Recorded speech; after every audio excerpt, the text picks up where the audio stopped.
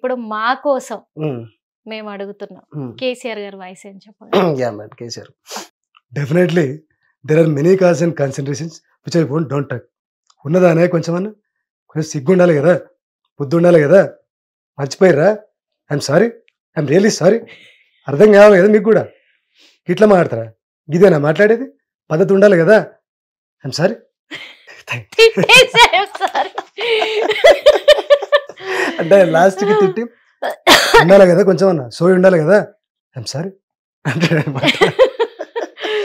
అంటే ఫస్ట్ తిట్టేసి మళ్ళీ తర్వాత ఆయన సారీ అని మాట్లాడిననేసి చెప్తున్నాడా I'm sorry. కేసీఆర్ గారు?